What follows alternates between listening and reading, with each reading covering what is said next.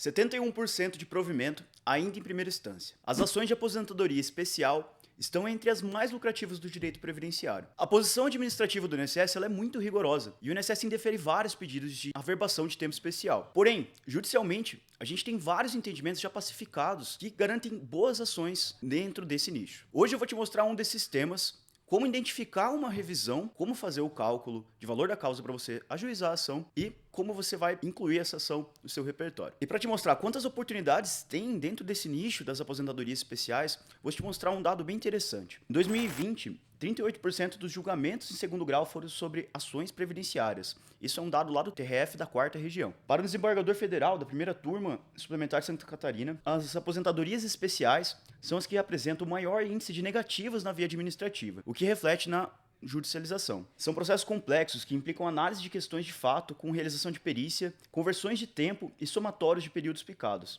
Analisa o magistrado. Segundo ele, existe uma tendência importante de procedência para esses benefícios e as reversões negativas administrativas.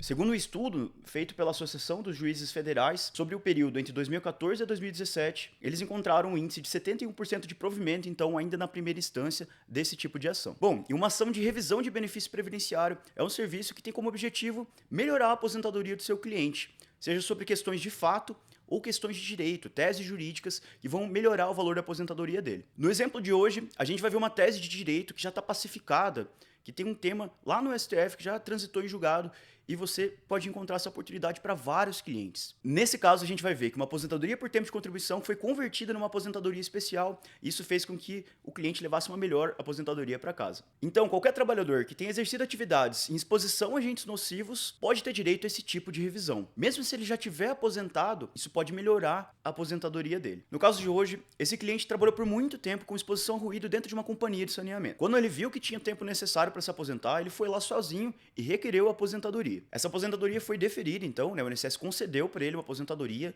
em 11 de julho de 2014, com uma renda mensal de R$ 2.983,07. E na espécie de aposentadoria por tempo de contribuição. Apesar disso, quando a gente for analisar o processo administrativo, você consegue verificar que o INSS não reconheceu todo o período como especial, todo o período que ele trabalhou nessa empresa de saneamento como um período especial. Então o INSS não reconheceu todo o tempo que ele ficou exposto ao ruído. A gente vai ver o porquê. Esse período que ele trabalhou, então, na Sanasa, foi de 14 de 12 de 1998 a 11 de 12 de 2012. Durante todo esse período, ele esteve em exposição a agente nocivo ruído. Mesmo ele tendo apresentado a documentação certinha lá no INSS, levou o PPP, levou o LTCAT, o INSS indeferiu o pedido dele, alegando que o EPI era eficaz e isso neutralizou a ação, né, do agente ruído ali. Então isso tirava o direito desse cliente a ter essa contagem, né, do tempo especial. Se a gente olhar lá no processo administrativo, a gente consegue verificar essa conclusão do INSS quando ele explica, né, o motivo do indeferimento do reconhecimento desse período. Agora, então, a gente vai verificar quais fundamentos a gente embasa uma revisão dessas. O primeiro fundamento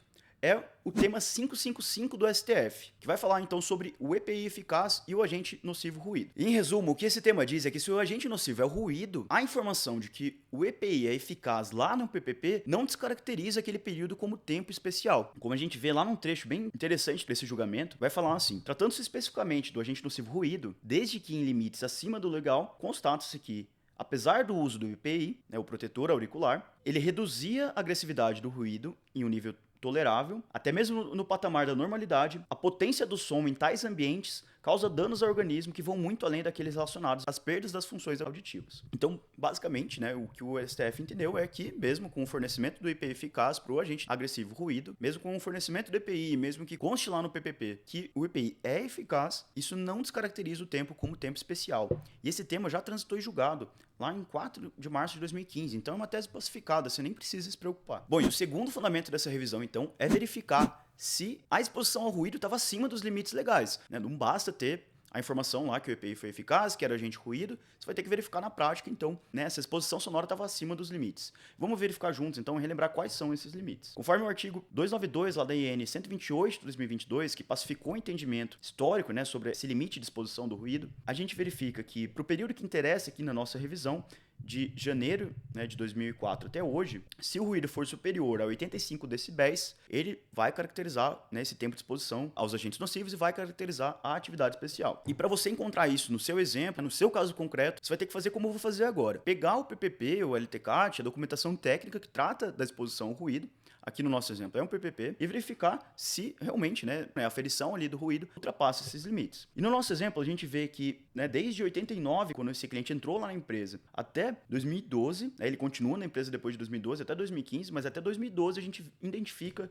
que existe um nível, né, de exposição acima dos 85 decibéis. E aí pronto, a gente já tem os dois fundamentos para poder ajuizar essa revisão e levar um benefício melhor de aposentadoria para casa. E para isso não basta analisar a documentação, a gente tem que verificar o cálculo também. Olhando lá no processo administrativo, a gente consegue identificar também que o INSS só reconheceu uma parte, né, todo esse período, desde 89 a 2012, ele reconheceu apenas essa exposição entre 89 até 98. Então, né, o que a gente vai fundamentar na nossa ação é que, de 98 em diante, esse cliente também tem direito a esse reconhecimento da atividade especial. Olhando agora lá no cálculo jurídico, eu vou mostrar para você, então, como que essa aposentadoria vai ficar melhor. O que você já tem que ter em mente é que, nesse caso, a aposentadoria especial vai ficar mais vantajosa do que a aposentadoria por tempo de contribuição, e a gente vai ver que o valor da causa dessa ação ultrapassa R$100 mil.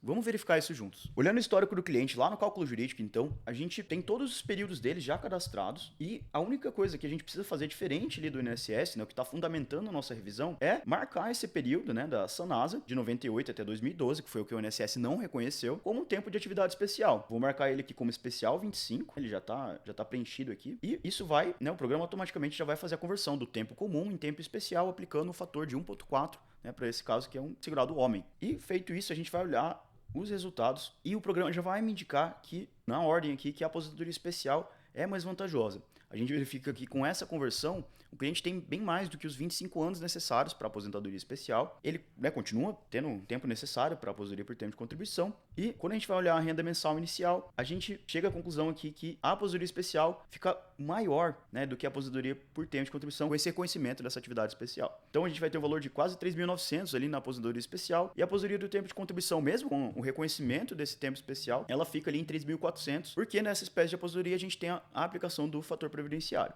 Bom, chegando a essa conclusão, então, a gente já vai para o cálculo de valor da causa. E aqui a gente consegue identificar, então, que temos um valor da causa, né? Isso feito de uma ação feita lá em 2/12 de 2021. Um valor da causa de R$100 mil, né? R$104 mil, 382,71. Uma causa bem interessante para a gente ter ali no escritório, que vão render bons honorários, que a gente vai falar um pouquinho mais daqui a pouco. Aqui no programa também a gente vai ver, né, que esse valor da causa foi calculado entre a diferença, né? Foi respeitada a prescrição, e ele foi calculado entre a diferença, né, do valor que a gente encontrou, né, de aposentadoria, de quase 3.900, subtraindo que o cliente já recebia. E assim, atualizando, fazendo as atualizações, a gente chega nesse valor da causa de R$100 mil.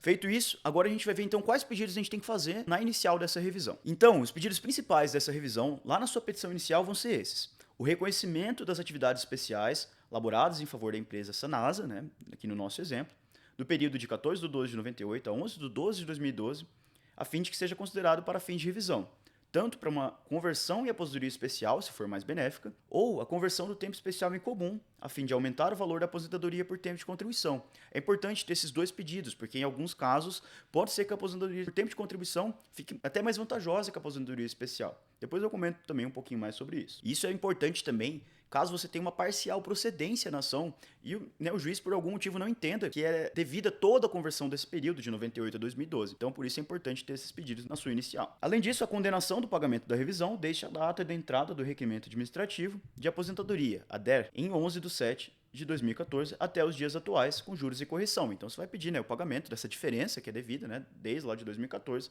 até os dias atuais.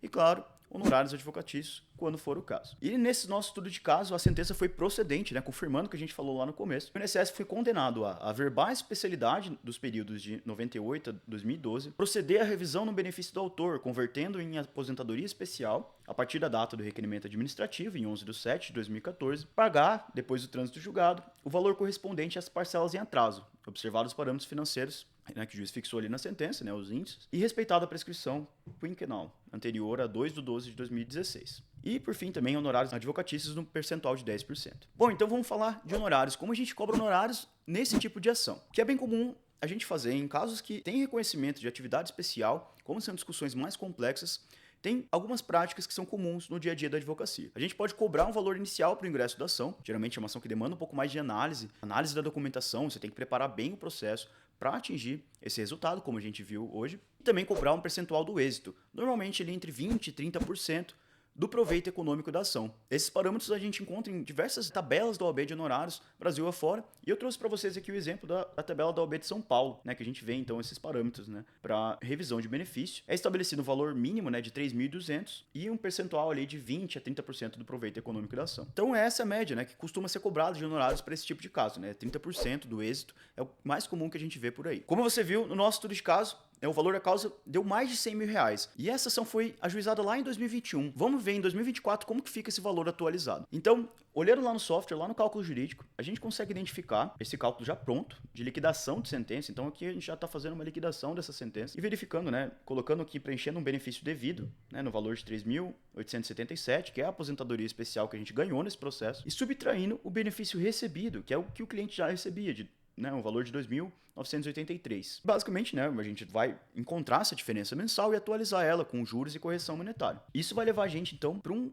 valor devido, né, de quase 70 mil atualizados já em 2024. E com base, né, nesse valor total devido ao autor, a gente vai encontrar os honorários, que são praticados, normalmente nesse valor de 30% do proveito econômico, e mais os 10% de honorários de sucumbência. E a gente consegue verificar, então, que vamos ter 10% de honorários de sucumbência, que são limitados até a data da sentença, né, então o valor ali de 14.582, e em honorários contratuais, a gente chega no valor de quase 50 mil reais. E bom, se você não sabe como atualizar seu cálculo de valor da causa e fazer essa atualização para a fase de cumprimento de sentença, deixa um comentário aqui para a gente explorar esse tema também dentro de outro estudo de caso, dentro de outro vídeo. Veja que num caso como esse, você vai ganhar bons honorários por um trabalho justo que você fez, uma análise complexa, cálculos complexos e que vão mudar a vida desse cliente com um aumento ali de quase R$1.500 mensais para o resto da vida dele. Mas agora também eu vou falar de 3 erros comuns nesse tipo de ação revisional.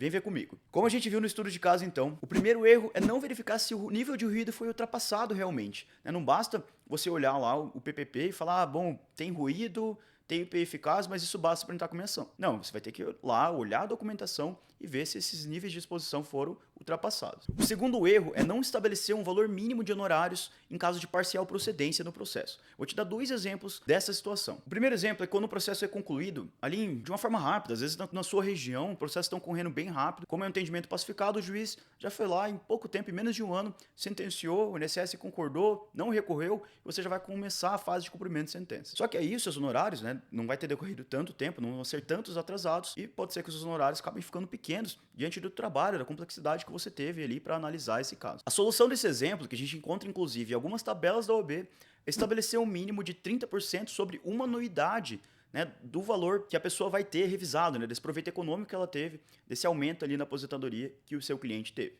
Um segundo exemplo é que muitas vezes pode ser que aconteça que não seja reconhecido todo o período que você quer averbar como tempo especial. No nosso exemplo, né, era de 98 a 2012 e pode ser que o juiz, em alguns casos, reconheça 4 anos, 2 anos e isso não seja suficiente para melhorar a aposentadoria do seu cliente. E não vai gerar uma aposentadoria mais benéfica. E a solução para esses casos é fixar um valor mínimo de honorários. Você pode seguir o exemplo como está ali na tabela da OAB de São Paulo, né, de 3.200, olhar, né, a OAB da sua região e ver se eles estabelecem um valor fixo desse, né, mínimo para esse tipo de ação. E bom, o terceiro erro é assumir que a aposentadoria especial sempre vai ser mais vantajosa do que uma aposentadoria por tempo de contribuição.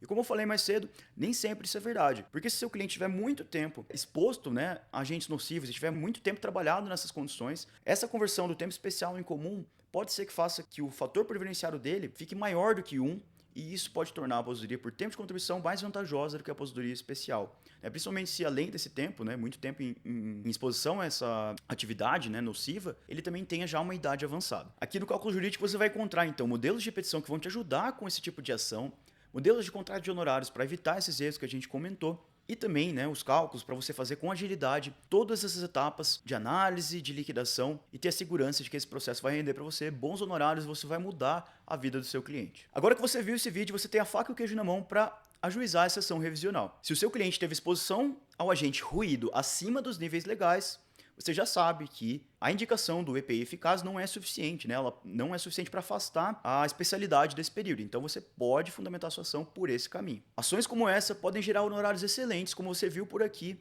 e agora você já tem tudo, né, para se preparar para casos como esse. Com esses fundamentos em mãos e com a confiança para analisar os cálculos, você já vai aumentar o faturamento do seu escritório com várias ações desse tipo, atraindo cada vez mais clientes dentro do seu escritório. Agora você já tem tudo o que você precisa para advogar com segurança nesse tipo de ação. Se você gostou desse vídeo, deixe seu comentário, deixe seu like aqui no vídeo e conta pra gente quais outros tipos de ações previdenciárias ou quais outros tipos de ações jurídicas ou oportunidades que você quer ver por aqui. Um grande abraço e até a próxima.